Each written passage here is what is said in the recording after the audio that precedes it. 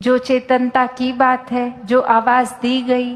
कि इंसानों ये सोने का वक्त नहीं है, मनुष्य जीवन मिला है तो पूरा लाभ लिया जाए।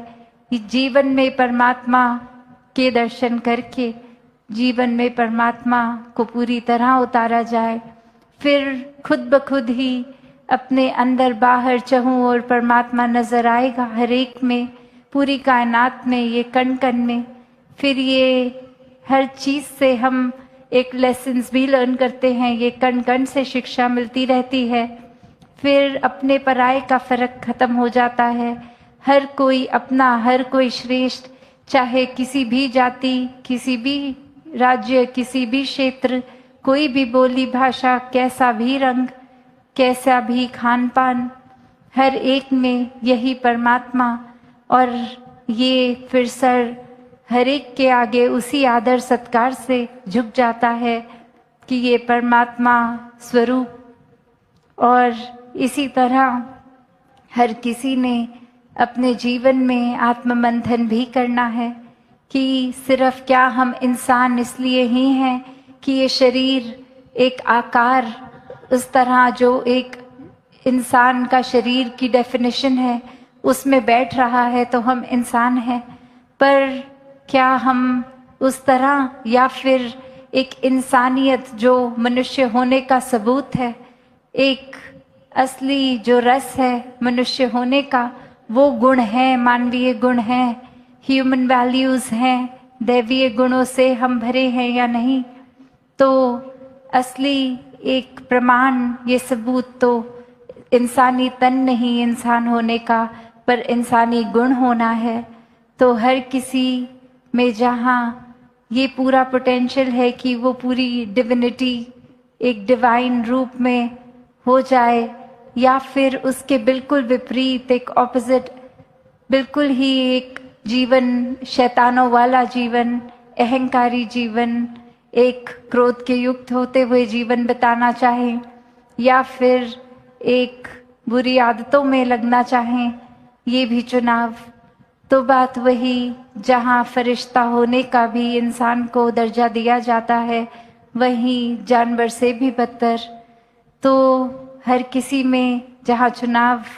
की ये चेतनता परमात्मा ने बख्शी है, ये चुनाव जब परमात्मा के एहसास में किया जाता है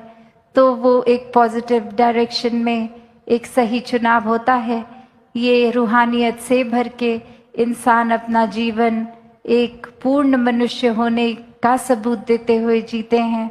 और हर पल में परमात्मा को शामिल करते हैं। तो दासी और शब्दों का सहारा ना लेते हुए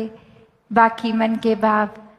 कल आप कि क्या उसकी बुराई उछालनी जरूरी है या अपने अंदर जो अनगिनत बुराइयां हैं उनका सुधार करना ज्यादा जरूरी है।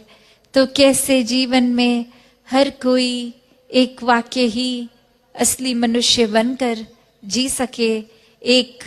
मुबारक जीवन जी सके, पूरी मानवता के कल्याण के लिए प्यार बन के हर एक को एक जानकार हो, चाहे चाहे अजनबी हो या ऐसे संसार के अन्य लोग जिनसे कभी मुलाकात भी नहीं होगी, फिर भी मन में हर एक के लिए ये प्यार का भाव आ सकता है। हर एक के चाहे बैकग्राउंड्स डिफरेंट है, खाना पीना रंग कैसा भी है, पर ये प्यार की वजह से एक्सेप्टेंस है कि शायद एक नेचर, एक व्यवहार हर एक का अलग है, फिर भी सब इस परमात्मा की ही अंश है। तो हर एक में एक अपना ही अक्स नजर आता है, अपनी ही रिफ्लेक्शन लगती है और हर एक से फिर प्यार करना बहुत ही आसान हो जाता है। तो भक्तों ने हमेशा यही सिखाया है, जितना इस परमात्मा के रंग में रंगे रहेंगे, इसके प्यार में चूर रहेंगे, उतना ही हमारा सुधार होता जाएगा, उतना ही हम प्यार बनते जाएंगे और फिर बहुत एफर्टलेसली ये अच्छे गुण हम में आएंगे जो हमें हर जगह एक बिना किसी मेहनत के वो बटोरे जाएंगे, आराम से बांट सकते हैं फिर वो। तो बस अपने ऊपर केंद्रित रहकर अपनी भक्ति जो एक हर एक का बहुत ही यूनिक रिश्ता है, अब भक्त और भगवान का, ये निराकार के साथ हमारे मन का नाता, ये अपनी भक्ति पे ही फोकस करें, एक दूसरे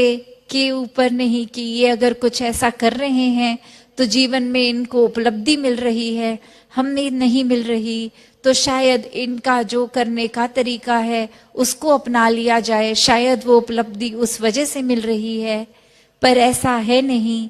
तो हमें अपनी भक्ति वो खुद को, अपना रिश्ता इस निराकार से इसलिए नहीं बनाना कि कुछ उपलब्धि मिल जाएगी, कुछ धन मिल जाएगा अगर भक्ति करेंगे, शरीर की पीड़ा खत्म हो जाएगी। ये भक्ति इसलिए की जाए क्योंकि परमात्मा प्रेम है और हमें परमात्मा से प्यार है। सिर्फ प्यार की वजह से ये बेशर्त एक भक्ति बने, ये प्रेमा